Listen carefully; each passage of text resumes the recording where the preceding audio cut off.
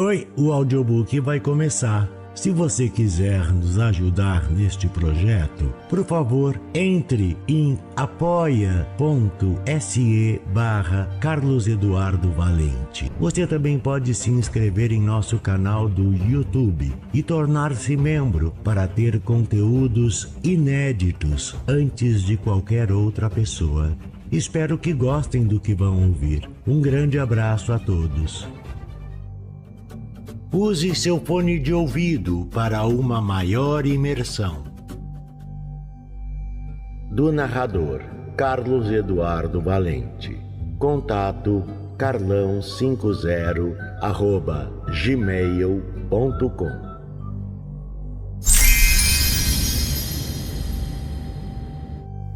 A Sombra, de Edgar Allan Poe. Vós que me ledes, estais ainda entre os vivos.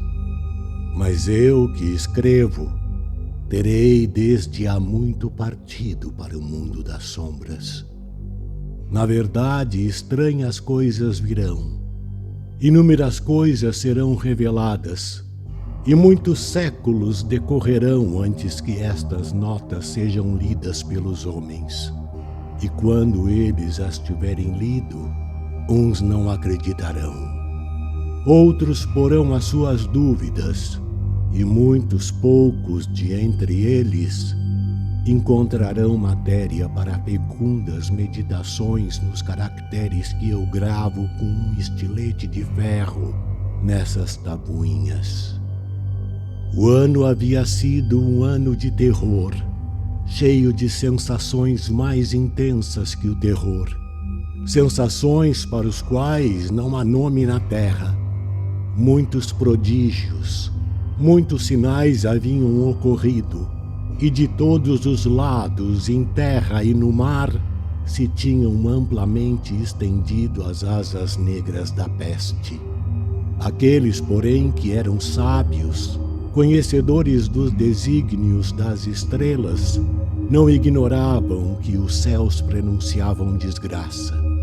E para mim, o grego oino, como para outros, era evidente que atingíamos o fim desse 794º ano, em que a entrada do Carneiro, o planeta Júpiter fazia sua conjunção com o anel vermelho do terrível Saturno. O espírito particular do céu, se não me engano muito, manifestava o seu poder não só sobre o globo físico da Terra, mas também sobre as almas, os pensamentos e as meditações da humanidade. Uma noite estávamos 7 nos fundos de um nobre palácio, numa sombria cidade chamada Ptolomé, sentados em volta de algumas garrafas de vinho cor de púrpura de Quios. O compartimento não tinha outra entrada senão uma alta porta de bronze, e a porta havia sido moldada pelo artífice Corinos, e produto de hábil mão de obra, fechava por dentro. De algum modo protegiam esse compartimento melancólico negras tapeçarias, que nos poupavam a visão da lua, das estrelas lúgubres e das ruas despovoadas. Mas o sentimento e a lembrança do flagelo não se tinham expulsado facilmente. Havia à nossa volta, junto de nós, coisas que não posso definir distintamente, coisas materiais e coisas espirituais. Um peso na atmosfera, uma sensação de abafamento, uma angústia e, acima de tudo, esse terrível modo de existência que ataca as pessoas nervosas quando os sentidos estão cruelmente vivos e despertos e as faculdades do espírito entorpecidas e apáticas. Esmagava-nos um peso mortal. Estendia-se-nos pelos membros, pelo mobiliário da sala, pelos copos por onde bebíamos, e todas as coisas pareciam oprimidas e prostradas naquele abatimento. Todas, exceto as chamas das 7 lâmpadas de ferro que iluminavam a nossa orgia.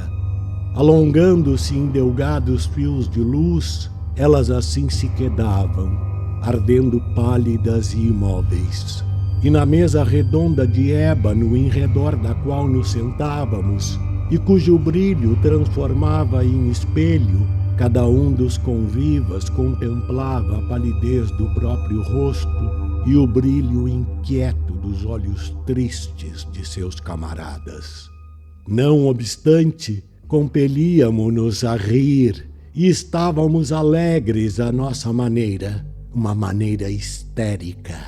E cantávamos as canções de Anacreonte que não passam de loucura, e bebíamos à larga, muito embora a púrpura do vinho nos lembrasse a púrpura do sangue. É que no compartimento havia uma oitava personagem, o jovem Zoilo, morto, estendido a todo o comprimento e amortalhado. Era o gênio e o demônio do cenário. Ai!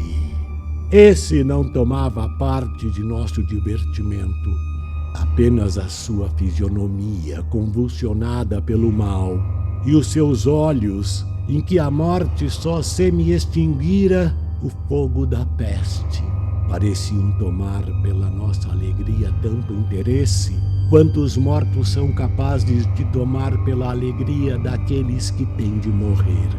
Mas embora eu, Oino, sentisse os olhos do defunto fixos em mim, a verdade é que me esforçava por não me aperceber do amargor de sua expressão. E olhando obstinadamente para as profundezas do espelho de ébano, eu cantava em voz alta a sonora canção do poeta de Theos. Gradualmente, porém, o meu canto cessou, e os ecos, rolando ao longe por entre as negras tapeçarias do aposento, foram enfraquecendo, indistintos, e desvaneceram-se. Mas eis que do fundo dessas tapeçarias negras, onde morria o eco da canção, se ergueu uma sombra, escura e indefinida, uma sombra semelhante àquela que a lua, quando está baixa no céu, pode desenhar com as formas de um corpo humano. Mas não era a sombra nem de um homem, nem de um deus, nem de nenhum ser conhecido. E, tremendo por instantes no meio dos reposteiros, ela ficou, enfim, visível e firme sobre a porta de bronze. Mas a sombra era vaga, sem forma, indefinida. Não era sombra nem de um homem, nem de um deus, nem de um deus da Grécia, nem de um deus da Caldeia, nem de nenhum deus egípcio.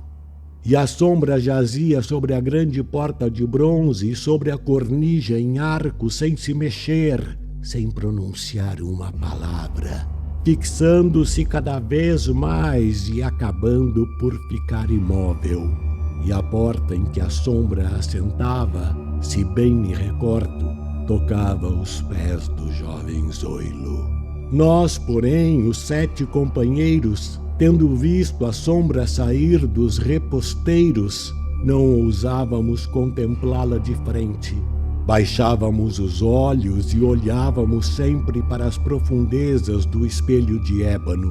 Por fim, eu, Oino, aventurei-me a pronunciar algumas palavras em voz baixa e perguntei à sombra a sua morada e o seu nome.